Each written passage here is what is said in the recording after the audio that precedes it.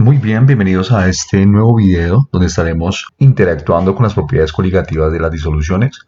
Nuestro objetivo es conocer y calcular las propiedades coligativas que afectan en las disoluciones químicas y principalmente algunas aplicaciones.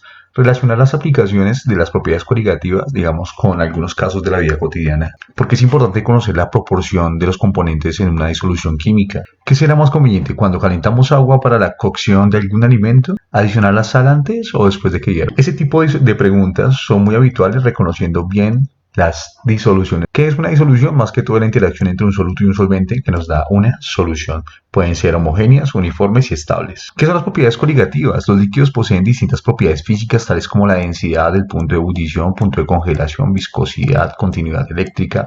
Para los líquidos, cada una de esas propiedades presentan un valor definido y característico. Cuando un soluto y un disolvente se combinan para formar una disolución, el resultado es una mezcla que posee propiedades físicas propias, diferentes a aquellas que poseían el soluto y el disolvente originalmente por separado. De acuerdo con lo anterior, estas proporciones pueden clasificarse en constitutivas y coligativas. Propiedades de las disoluciones químicas dependen de la naturaleza química del soluto y entonces ahí podemos encontrar como las propiedades constitutivas, que es la densidad, la viscosidad y la conductividad eléctrica, o las que dependen de la concentración del soluto en la disolución. Ahí es donde entran las propiedades coligativas: disminución del punto de ebullición, disminución de la presión de vapor, aumento del punto de ebullición, disminución del punto de congelación y la presión osmótica. Presión de vapor es la presión ejercida por un vapor sobre un estado líquido cuando ambos están en un equilibrio dinámico.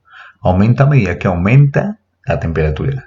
Líquidos diferentes a la misma temperatura tienen diferentes presiones de vapor. La volatilidad de los solutos dependen de si es alta o baja. Si tiene una alta volatilidad, es porque hay unas fuerzas de atracción entre las moléculas muy débiles, pero si son líquidos no volátiles es porque hay una presión de vapor muy baja y hay fuerzas de atracción muy fuertes entre ellas, tal como lo muestra esta representación. Descenso de la presión de vapor del solvente. Si a un líquido se le agrega un soluto no volátil, habría un descenso de la presión de vapor. Ley de Raoult. Acá es donde entran las primeras leyes de las propiedades coligativas. A una temperatura constante, el descenso de la presión de vapor es proporcional a la concentración del soluto presente en la disolución. Y acá tenemos una expresión de la ley de Raoult. Acá podemos ver una de las aplicaciones de la ley de Raoult.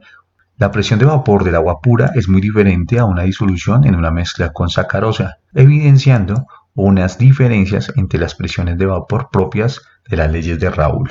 Ahora, si el soluto es volátil, la presión de vapor de la solución será la suma de las presiones parciales de los componentes de la mezcla, o sea, aplicamos las leyes de Dalton en estas expresiones. Aumento del punto de ebullición. Cualquier disminución en la presión de vapor producirá un aumento en la temperatura de ebullición, ya que la presión de vapor se igualará a la presión atmosférica a mayor temperatura. Y acá tenemos la ecuación que establece el aumento del punto de ebullición. Además, el ascenso del punto de ebullición depende de la concentración del soluto, siendo la relación directamente proporcional, y acá está la expresión que define mirar ese comportamiento. Disminución del punto de congelación. La congelación se produce cuando todas las moléculas de estado líquido pasan a estado sólido. El punto de congelación es la temperatura a la cual la presión de vapor del líquido coincide con la presión de vapor del sólido, es decir, el líquido se convierte en sólido.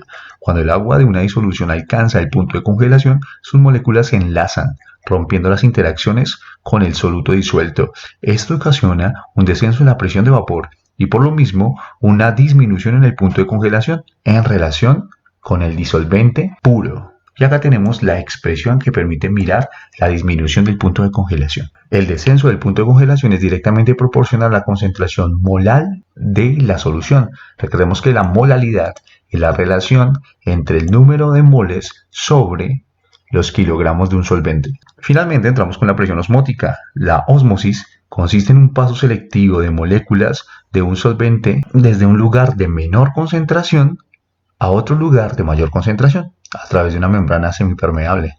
Y acá vemos esa relación. Entonces, ¿qué vendría siendo la presión osmótica? Es una presión requerida para detener la ósmosis. Esta presión depende de la temperatura y de la concentración molar de la solución.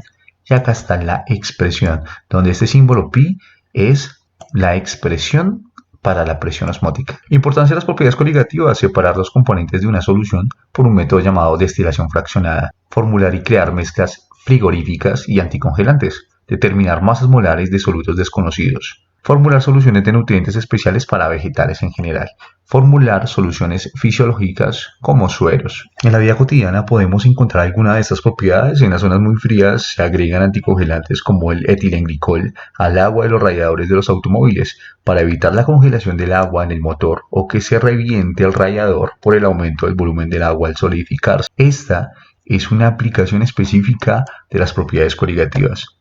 Otra, cuando las carreteras se cubren de nieve, es necesario espolvorear las capas de hielo con sales como el cloruro de sodio o cloruro de calcio, de modo que disminuya el punto de congelación del agua y así escurra, provocando que no se acumule. Bueno, no siendo más, esta es una de las aplicaciones y el eje conceptual relacionado a las propiedades coligativas de las disoluciones.